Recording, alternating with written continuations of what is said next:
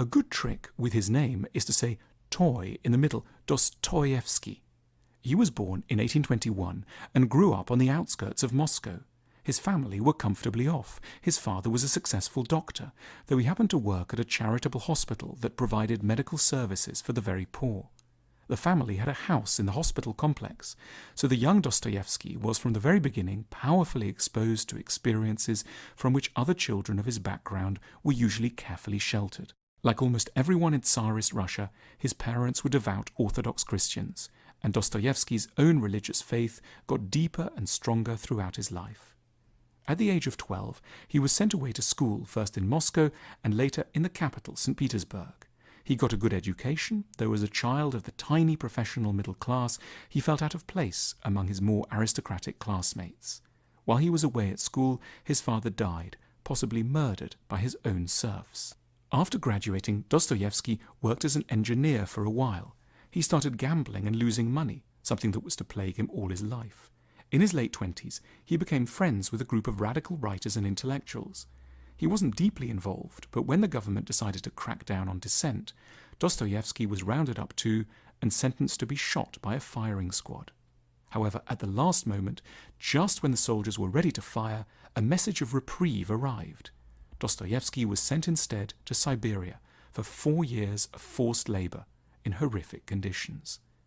It was only after his return from Siberia that Dostoyevsky established himself as a writer. Starting in middle-aged, he produced a series of major books: Notes from the Underground, Crime and Punishment, The Idiot, Demons, and The Brothers Karamazov. They are dark, violent, and tragic, and usually very long and complicated. He wrote them to preach 5 important lessons to the world. Incidentally, the discussion of Dostoyevsky's ideas does involve revealing the plots of some of his novels. It's not something that would have worried him because his books are written to be read more than once, but if it bothers you, this is the place to break off. Dostoyevsky's first big book, Notes from the Underground, is an extended rant against life and the world delivered by a retired civil servant. This civil servant is deeply unreasonable, inconsistent, and furious with everyone, including himself. He's always getting into rows. He goes to a reunion of some former colleagues and tells them all how much he has always hated them. He wants to puncture everyone's illusions and make them as unhappy as he is. He seems like a grotesque character to build a book around. But he's doing something important. He's insisting with a peculiar kind of intensity on a very strange fact about the human condition. We want happiness, but we have a special talent for making ourselves miserable. Man is sometimes extraordinarily, passionately in love with suffering.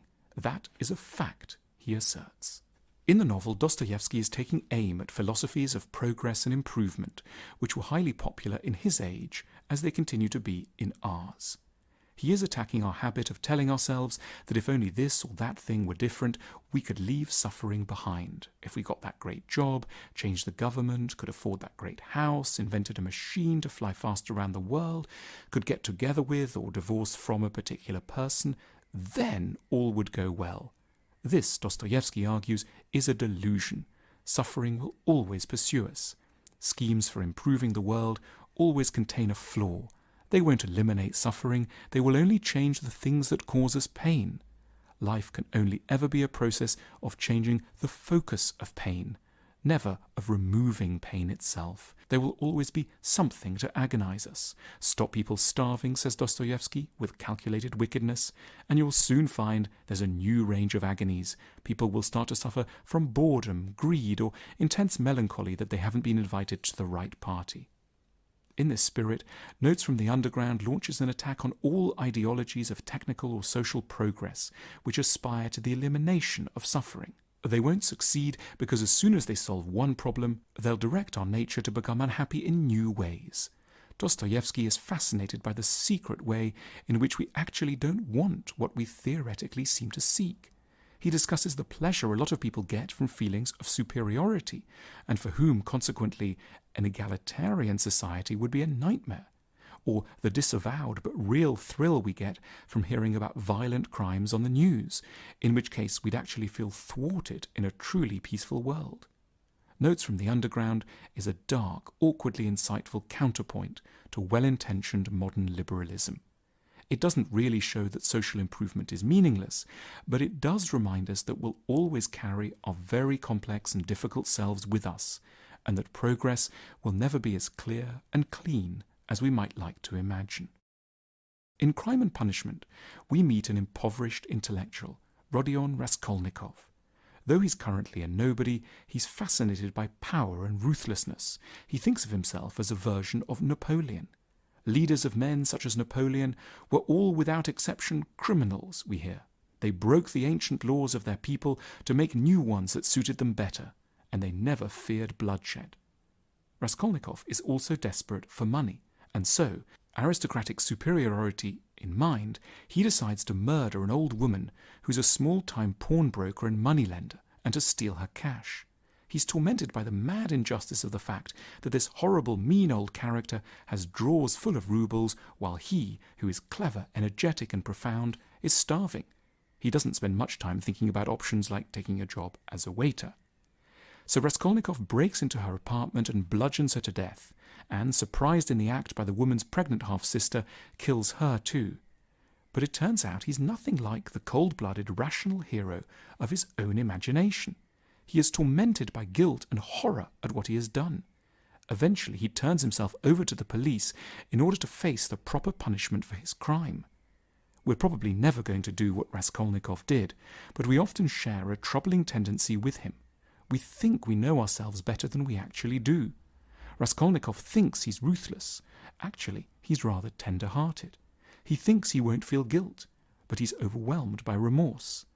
Part of our life's journey is to engage in the tricky task of disentangling ourselves from what we think we're like in order to discover our true nature.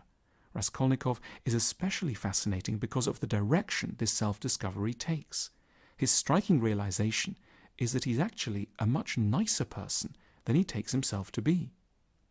Whereas so many novelists delight in showing the sickly reality beneath a glamorous or enticing facade, Dostoyevsky is embarked on a more curious but rewarding mission. He wants to reveal that beneath the so-called monster, there can very often be a far more interesting, tender-hearted character lurking, a nice but deluded, intelligent but frightened and panicked person. Sticking for the moment with Crime and Punishment, it's very significant the way Dostoyevsky gets us to like his murderous hero. Raskolnikov is clearly an attractive person. At the very start of the book, we're told, by the way, Raskolnikov is handsome, above the average in height, slim, well-built, with lovely dark eyes and dark brown hair. Dostoyevsky throughout lessens the imaginative distance between us, who live mainly law-abiding and more or less manageable lives, and them, the ones who do terrible things and wreak havoc with their lives and those of others. That person, he is saying, is more like you than you might initially want to think, and therefore more accessible to sympathy. The idea that you can be a good person, do something very bad, and still deserve some compassion sounds maybe slight and obvious until one has need of this kind of forgiveness in one's own life. This is where Dostoyevsky wants to enter our inner conversation with ourselves and tell us all about his character Raskolnikov, a serious, thoughtful, good-looking man who did worse than we have and still can be compassionately understood, as we can and must all be. This is Dostoyevsky's Christianity at work. No one is outside the circle of God's love and understanding. Dostoyevsky's next great book, The Idiot, takes off from his near-death experience before the firing squad. In the novel, he recounts what that was like. 3 minutes before his expected death, he is able to see life clearly for the first time. He notices the gilded spire of a nearby church and how it glitters in the sun. He'd never before realized how entrancing a glint of sunlight could be. He is filled with an immense, deep love of the world. You might see a beggar and think how you would love to change places with them so as to be able to continue to breathe the air and feel the wind. Merely to exist seems, at that moment of final revelation, infinitely precious. And then the revised order comes, and it's not over at all. What would it be like to go through one's whole life in such a state of gratitude and generosity? You wouldn't share any of the normal attitudes. You'd love everyone equally. You'd be enchanted by the simplest things. You'd never feel angry or frightened. You would seem to other people to be a kind of idiot. Hence the title of Dostoyevsky's book. It's an extreme version of a very interesting step. We're continually surrounded by things which could delight us if only we saw them in the right way, if only we could learn to appreciate them. Dostoyevsky was desperate to communicate the value of existence before death would overtake him and us. In Dostoyevsky's final great work, Brothers Karamazov, which came out when he was nearly 60, one of the central characters tells a long story within a story. It's called The Grand Inquisitor, and imagines that the greatest event looked forward to by Christian theology, the second coming of Christ, has in fact already happened.